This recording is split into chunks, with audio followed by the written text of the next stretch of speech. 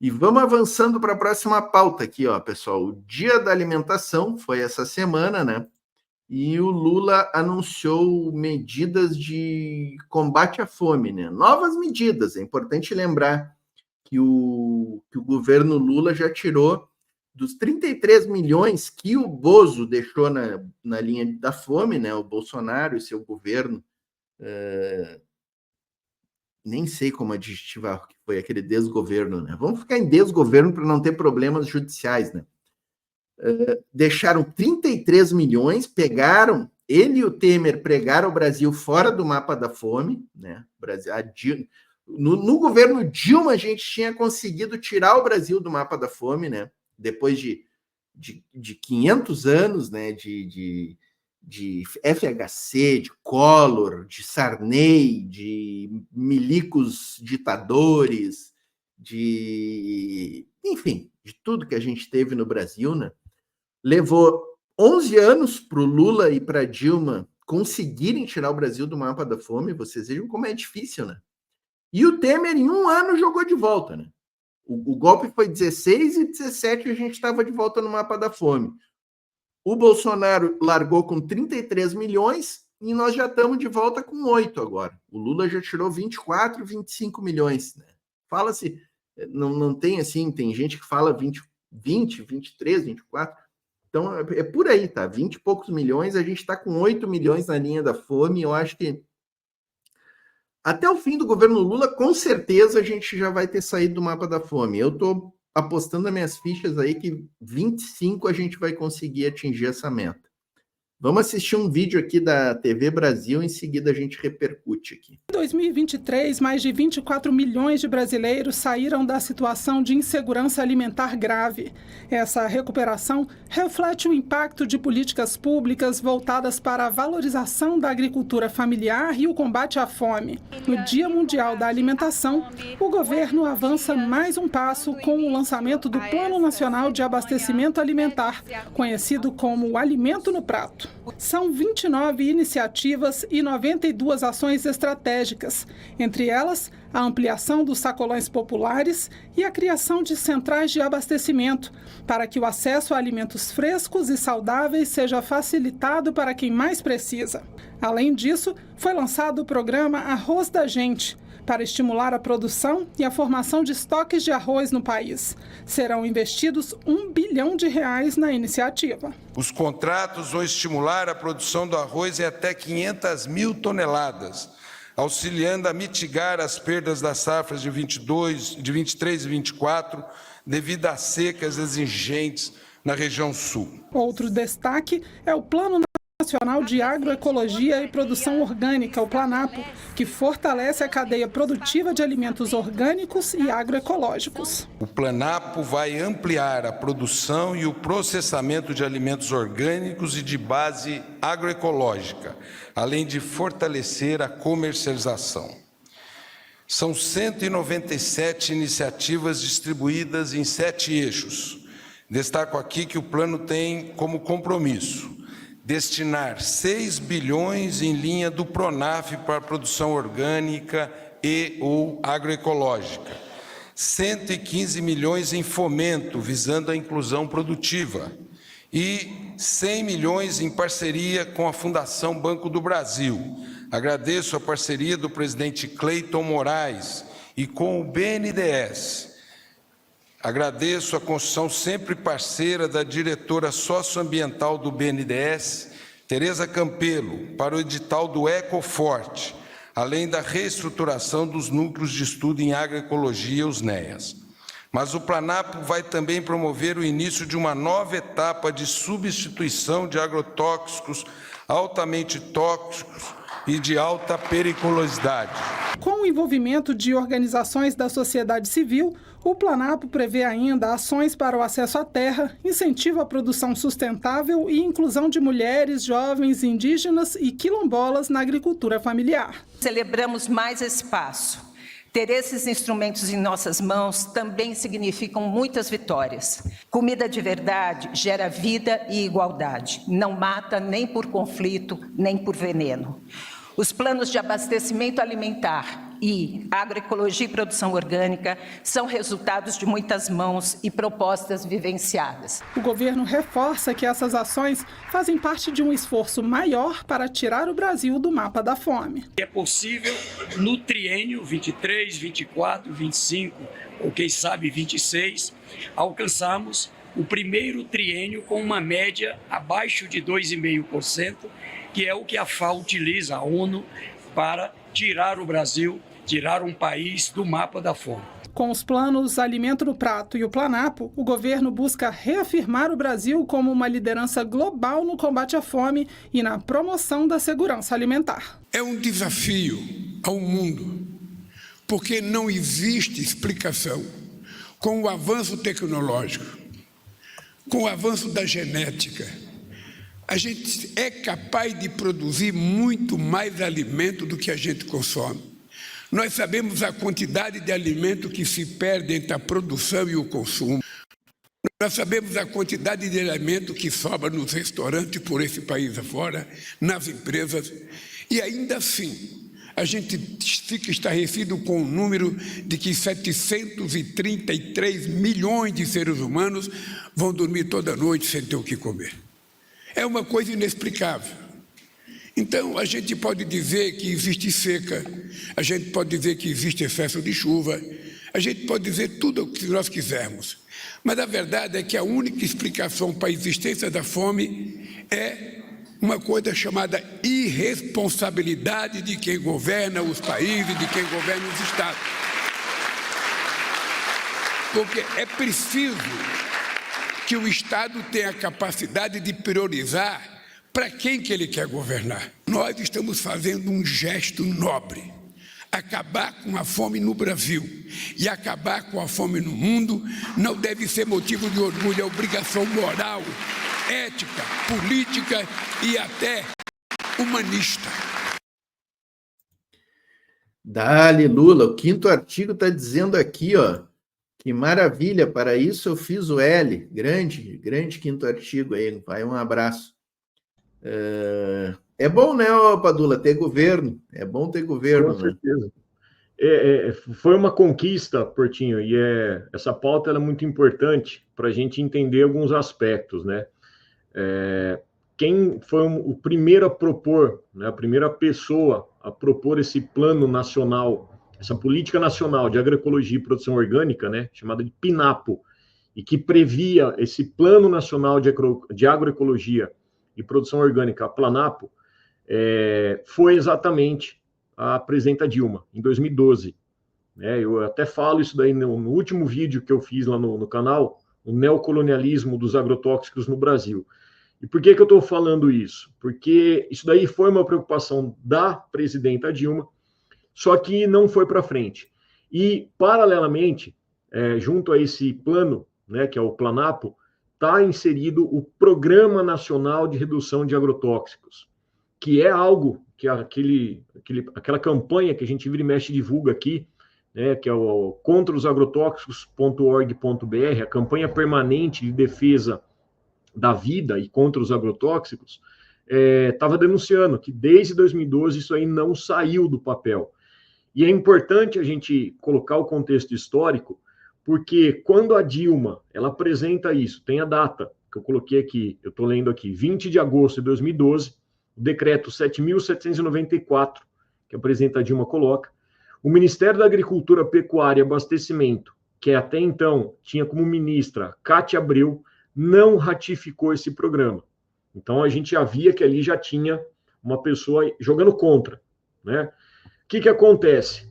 Isso daí não foi ratificado, não foi para frente. 2016 veio o golpe. O Michel Temer vem, corta todas as verbas da Comissão Nacional de Agroecologia e Produção Orgânica, o SINAPO, da Câmara Interministerial de Agroecologia e Produção Orgânica. Então, uma das primeiras atitudes que o Temer fez foi essa. Em 2019, com a chegada do inelegível, né, inominável e futuro presidiário, a gente teve a extinção total do SINAPO, né? Todos os conselhos e comissões foram simplesmente eliminados.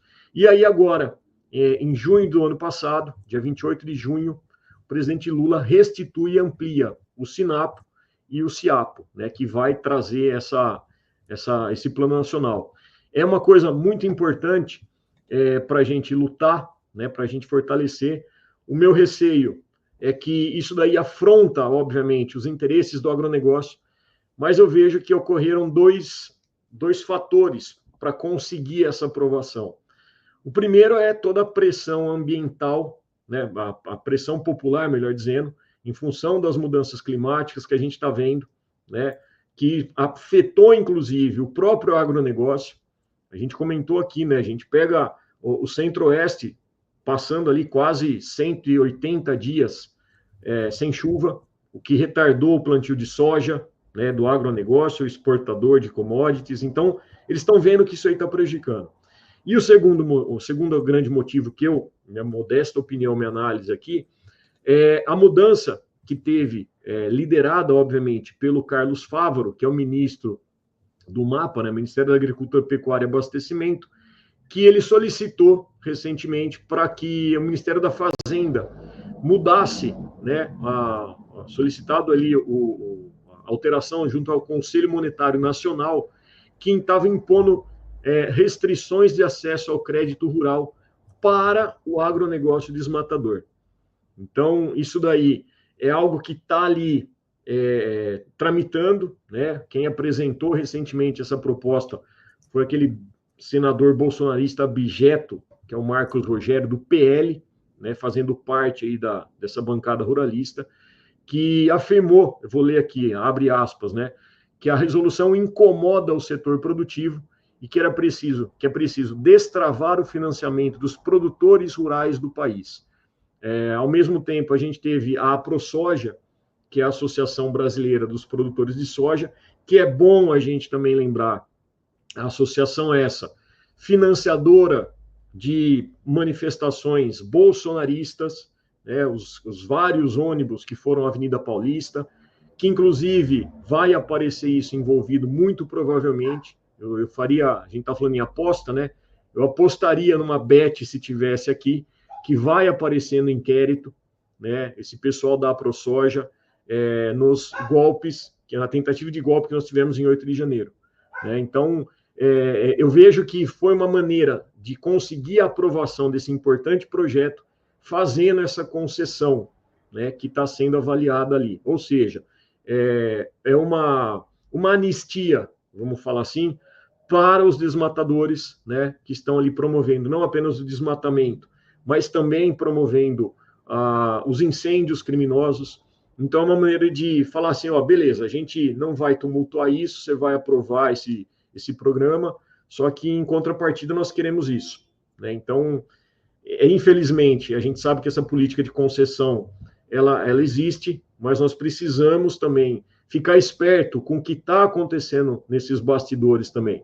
Porque, novamente, o agronegócio, ele não gera lucro para o país, ele é isento de impostos, ele desmata, ele polui, ele incendeia, ele mata, ele contamina e ele vende commodities. Né? Ele não está produzindo alimento. Ele detém 85% do financiamento, ele detém mais de 70% da área de plantio, só que alimento é menos de 30%, mão de obra é menos de 20%, ou seja, se você colocar isso numa balança, tem muito mais desvantagem do que vantagem. Mas é uma coisa importante para a gente estar esperto, porque eles estão presentes, inclusive na pessoa do Carlos Fávaro, do Centrão, do PSD, que infelizmente está ali e nós temos que engolir, né? Mas nós temos que pressionar, cabe à sociedade pressionar, denunciar e fazer essa cobrança. 12 anos depois, nós tivemos aí uma aprovação do Pronara, né, que é da redução de agrotóxicos, que vai ser um fator extremamente importante para a adoção dessa transição agroecológica, que é uma maneira da gente conseguir não apenas essa soberania alimentar, né, que nós comemoramos aí o Dia da Alimentação e Soberania Alimentar, mas é uma maneira também da gente reduzir a fome, não apenas no Brasil, mas mundialmente. Porque como o Lula bem relatou, né, são 733 milhões de pessoas no mundo todo passando fome, né, fora as milhões, se não forem bilhões de pessoas em insegurança alimentar, e o mundo desperdiçando 1 bilhão, né? 1 bilhão de refeições diárias. Então, assim, comida existe. O que não existe é a distribuição adequada, o acesso. E é isso que a gente luta, é isso que a agroecologia, né, a agricultura campesinata, a agricultura familiar visa fazer. E aí a gente tem que saudar, valorizar e defender exatamente esses camaradas aqui, ó, do movimento dos trabalhadores rurais sem terra, que fazem um trabalho exemplar. Olha lá, exatamente. Nós temos que erguer com orgulho, temos que apoiar, porque é ali que a gente vai conseguir uma possível revolução para esse país, inclusive. É isso aí. O meu parceiro Celso disse que eu escondo a bandeira do MST, mas tá aqui, a bandeira tá aqui, ó, gente, olha aí, ó. MST e Palestina, lado a lado. O Padula tá com Cuba lá, ó, tem a faixa da Palestina ali. Não, tem toda a razão, né, Padula? Esse dado que tu traz é fundamental, né, do excesso de alimentos perto da fome que o mundo passa, né? Tem alimento? Tem, alimento tem. Inclusive, esses dias nós estávamos no Vozes da América, né? Já faço o jabazinho aqui toda terça-feira às 10h30, gente. Tô eu, Bruno Lima Rocha e camaradas lá do Chile, o Tebni e o Victor Pino, jornalistas lá do Chile, estão conosco, né? E a gente repercute todos os fatos da América Latina, e a gente estava falando da Argentina, né? Que está mergulhada aí numa crise de fome, de desigualdade, como nunca teve na história da Argentina, né? Menos de um ano o Milei já conseguiu. Ah, Portinho, mas a Argentina já estava ruim quando o Milei entrou, mas tá pior, tá muito pior agora. Tava ruim com o Alberto Fernandes, realmente o governo do Alberto Fernandes foi decepcionante, né? Mas nem se compara com o que está agora com o Milei. E o Bruno Lima Rocha trouxe um dado aqui, que a Argentina produz 10 vezes mais alimentos do que seria necessário para alimentar toda a sua população no ano. Então, realmente é o sistema capitalista em marcha com toda a velocidade, né? O que está acontecendo na Argentina, aqui no Brasil também, né? Aconteceu, digamos assim, ó, aqui no Brasil, no desgoverno Bolsonaro e no Temer, estava 200 por hora, né? Agora o Lula deu uma freadinha, tá? O Lula está 80 por hora, 70, né? A gente quer o socialismo, né, gente? O nosso norte é o socialismo, tá? Mas, assim, se for um capitalismo a 20 por hora, assim, a gente já vai um pouquinho melhor, né? O capitalismo a 200 por hora não dá, gente. Que é o Milei e Bolsonaro. O Milei e Bolsonaro é o capitalismo a 200, 300 quilômetros horários numa rota, velho. Aí qualquer um que se atravessa ali é atropelado, a poeira que levanta é gigantesca, não dá para viver, né? Então, o Lula já deu uma freadinha, né? Então, o Lula tá assim a 80 por hora ainda, 100 por hora, né? Sabe? Eu estou fazendo essas figuras aqui para a gente compreender, né? Não tá muito longe do que a gente queria com o governo Lula, tá? Mas se tu pegar o que estava com o Bolsonaro e o horizonte que vem pela frente, sabe? O Lula está a 100 por hora, mas o horizonte está a 60, 50, né? E se ganhar 2026, o horizonte já vai ser 40, 30, 20. Essa é uma figura que eu quero fazer aqui para o pessoal entender, né? E eu acho que mas o nosso horizonte é capitalismo a 0 por hora, que é o socialismo, né? O socialismo é o capitalismo freado definitivamente, né? E superado, né? Superado. E tem muita gente que, né, Padula? Tem muita gente que pensa que os socialistas querem quebrar o socialismo e o capitalismo e acabar com o capitalismo. O socialismo não é isso, gente. O socialismo, ele é a superação do capitalismo, é um salto de qualidade em relação ao capitalismo. O socialismo, ele acontece quando tu chega no ponto máximo do capitalismo, quando ele não dá mais, e aí tu dá um salto de qualidade no modo de produção e ele se torna socialista. Tu vai ter todas as maravilhas que o capitalismo pode dar, né? Que é a tecnologia, a produção mecanizada, a produção automatizada. O socialismo não é contra a produção automatizada. O socialismo é a favor. A gente quer a tecnologia exatamente para que os produtos sejam feitos com menos exploração de mão de obra e sobre mais tempo para o ser humano, para o homem, viver a vida. Isso é o socialismo. Isso é o socialismo. O socialismo não prega que todo mundo seja igual, que, sabe, ninguém pode ter celular no socialismo, essas bobageiras que o pessoal fala. Pelo contrário, a China está dando exemplo, pessoal. A China é um pedacinho da sociedade que a gente imagina, né? Um pedacinho, e está indo no caminho.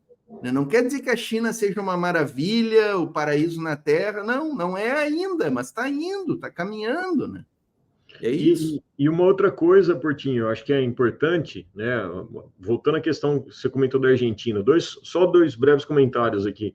A gente percebe quando o sistema está falho, quando isso daí você não tem mais como esconder. Então a gente vivenciou isso no Brasil. A gente teve até uma, entre aspas, a desculpa do desgoverno passado, que foi por conta da pandemia. Que nós tivemos a fila do osso, as pessoas passando fome, né? E a gente sabe que não foi só a pandemia, até porque produção existia. Então, falando nessa questão, por que esse projeto do Lula também, inclusive, é a produção de arroz? O que aconteceu durante a pandemia? Vamos ver se o pessoal lembra. Nós tivemos ali o saco de arroz, eu falo aqui do interior de São Paulo, saco de arroz de 5 quilos, que você paga aqui 20, 21 reais, na época da pandemia, batendo 48 reais. Por que isso aconteceu? Não tinha produção? Tinha. Só que os caras preferiram vender para fora, porque vendia em dólar, e você lembra como que estava o dólar, batendo na casa de 8 reais. Hoje está aí por volta de 5. Né? Então os caras preferiam vender para fora, exportar esse arroz, do que alimentar a população. E aí quem que surge e desmonta essa mentira do agronegócio?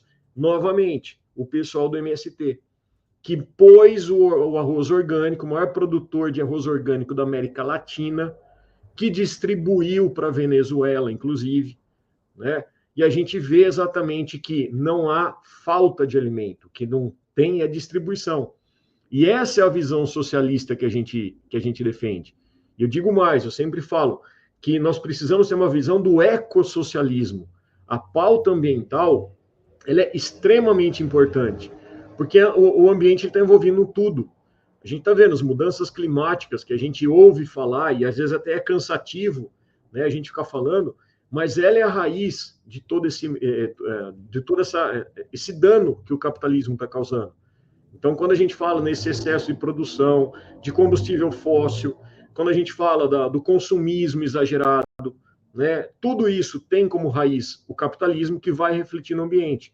E o ambiente, quando a gente começa a ver essas mudanças das enchentes em determinados locais, recordes de seca, a gente está vendo lá Rio Negro, Rio Madeira, seco. Nunca aconteceu aquilo lá em mais de 100 anos. Né? E por que está acontecendo aquilo? Mudança climática. O que está ocasionando isso? Esse sistema predatório do agronegócio, que visa lucro, que é o base, obviamente, do capitalismo. É não distribuir a renda, é você explorar ao máximo, concentrar terra, concentrar lucro.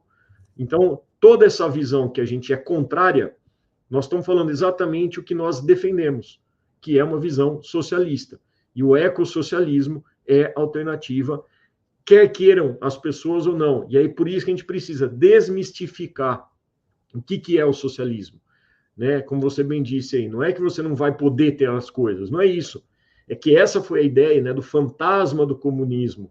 Você vai combater algo invisível e você cria aquele medo coletivo, né, para as pessoas, sem saber, elas vão começar a defender aquilo que estão jogando a ideia mentirosa para elas. Então, e essa é a nossa função também, mostrar o que é a realidade dos fatos e o que está causando. Quem é o grande inimigo da humanidade, quem é o grande inimigo das pessoas, é o capitalismo. É isso aí, é isso aí. Quinto artigo aqui, ó, deixando um pingo e convocando a galera para deixar pingos de R$1 para ajudar a transmissão aí, ó. Ajuda muito sempre aí, ó.